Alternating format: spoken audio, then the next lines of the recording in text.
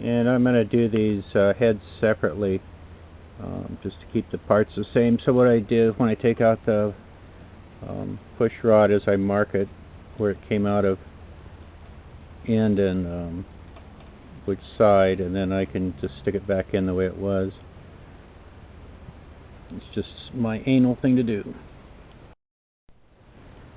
One thing I think is interesting is people are always saying, Jesus, these things are like 300 pounds torque, these head bolts. But the thing is, that's inch pounds, it's not foot pounds. So if you convert that to foot pounds, it comes out like 25, 30, 35 pounds, which any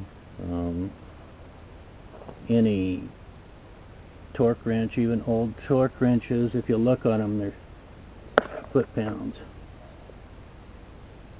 So that's not very high up on the scale, really, for foot pounds.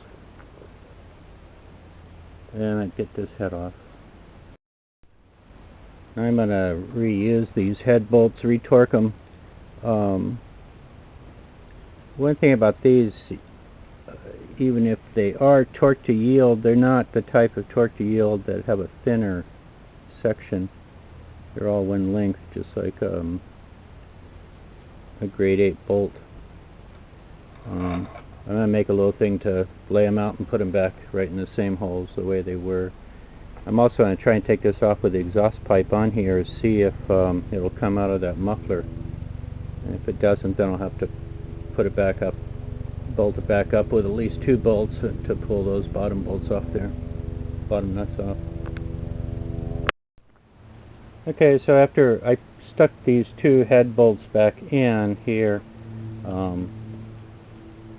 so I could get these header bolts nuts loose, and after getting them loose, it appears that this is loose in here maybe and not spot welded there, so I think I'm going to go ahead and take these 2 head bolts out and then see if I can just lift the head with the pipe upwards.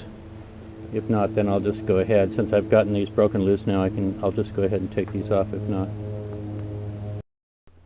Okay, so with the head bolts out, I can go ahead now and just lift this, and the pipe will, it looks like, come out of there. So I can just take this off with the header on it. I'll just take the head off with the header on it, and you can see the head gasket, how bad it is there at the bottom. And not too bad a carbon buildup in here, but some carbon buildup, which I'll clean out. Top of the pistons looks pretty good, actually. So maybe I caught it early, but that head gasket's definitely blown on the bottom there.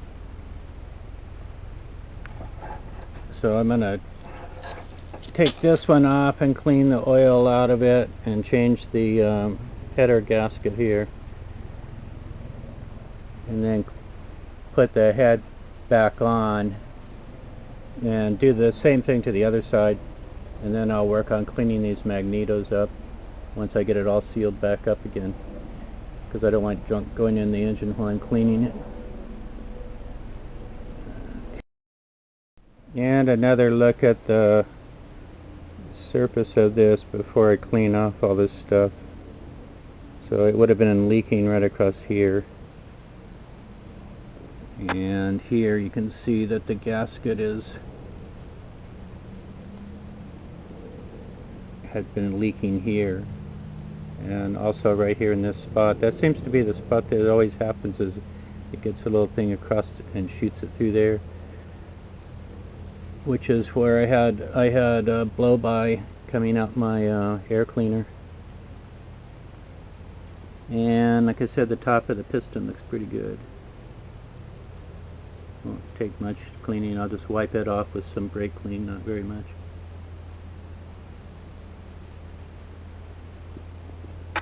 And the valves look okay. It didn't burn the valves, I don't think.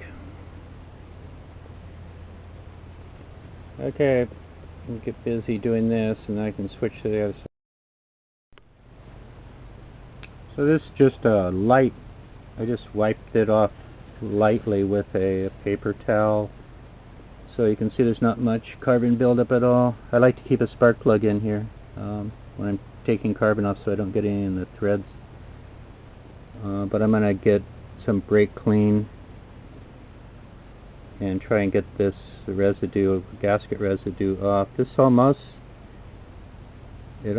looks like ultra gray, but it must just be some type of residue from the gasket because it's got imprint marks on it.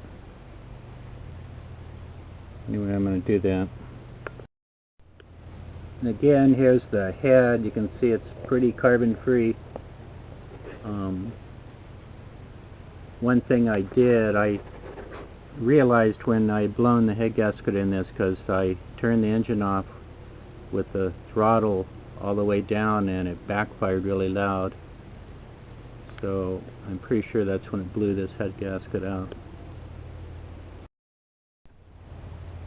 And if you need a piece of Scotch-Brite to work on this, just go rob your wife's pantry or wherever she keeps her stuff and get one of her dish sponges, and then just rip the Scotch-Brite right off the sponge.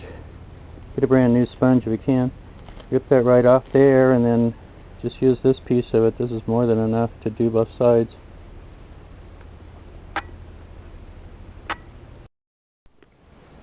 So the head came out pretty good. Got all the large stuff off the valve here. It's really smooth and I can see the turnings on it now, so I'm not pretty close to the surface. These little check marks I think must be something, maybe they're milling marks to show if the head's been milled or something. I'm not sure what they are, but both sides have them. And then I'm keeping the head closed up, trying to keep this stuff out of there because I don't want to use, what I'm doing is spraying brake clean onto a piece of Scotch-Brite and then just scraping this gasket stuff off with that.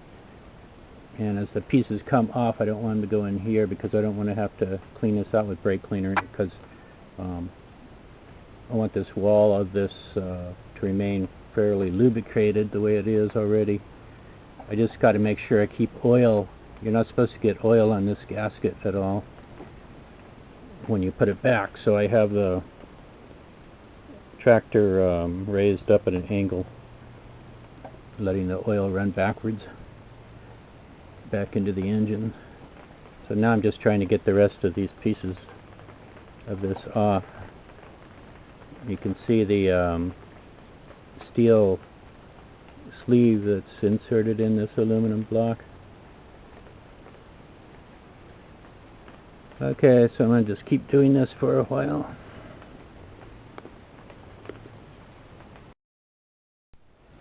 So this is the gasket set that they recommend for this when doing this to this engine. It comes with, I'm sure you've seen this on other YouTube videos, but it comes with everything you need. But I want to look at these instructions, and the gasket is quite a lot heavier than the old gasket. Here's the old gasket. You can see how they beefed up the sides where this blows out, and then they put metal fire ring on it to help it protect that areas.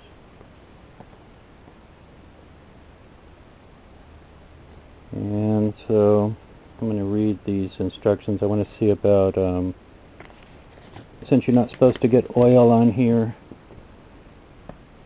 I wanted to find out about the oiling the head bolts. I'd like to put oil on them and figure out a way to keep it off this gasket at the same time. Make it easier to torque them down. Okay, I'm going to read through this and then See about getting this on this side so I can do the other side. Okay, so after reading this, I think what I'm going to do, because they're worried about getting oil in this gasket, but they also want you to dip the head bolts in oil. And so when you're since the head bolt's going to go right through here, it's going to drip down onto that surface. So I think what I'm going to do first is take a head bolt and put oil on it and thread it into each of these to get oil inside here, and then re-clean this again, and that way I know that there'll be oil in there. And then they also want the engine, this is the tightening sequence, they also want the engine at top dead center, and I'll have to figure out how to get the top dead center on the timing, but they want it to be at top dead center when you put this head on for some reason. Okay, so I'm going to go ahead and do that. So it's starting to rain, but a couple other things before I put this back on. One, in the instructions, they say that you can reuse. If it has head bolts, you can reuse them. So they say the Kohler factory says there's no problem in reusing the head bolts. The other is that they say to put the part number up, with the cylinder head up. And then also I put the new exhaust pipe on just loosely with the new gasket here, and checked out all the valves, valve spring seats and inside here to make sure that was all okay. And then I'll go ahead and stick this on there. And I'm getting my bolts off my little diagram I had here, so I'm putting them back in the same holes. It's just something I like to do. On here I notice on the torque tightening sequence they say to first torque these down to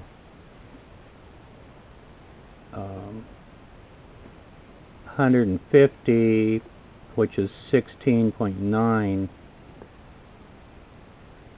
Oh no, let's see, with head bolts it's 22 pounds is the first torquing, and 41.8 is the second torquing, which is 370 inch-pounds. And I wiped down the head again before I stuck it on there to make sure it was clean. So I'm going to go ahead and reinsert the rest of these.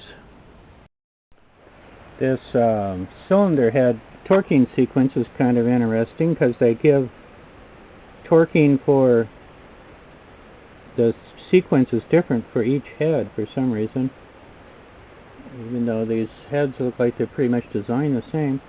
Also, they've turned this on this image, so you got to make sure that you turn your diagram to match your head.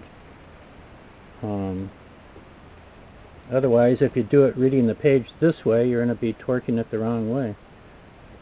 So you got to turn that to the direction that the head is. Okay, I'm going to go ahead and torque these down.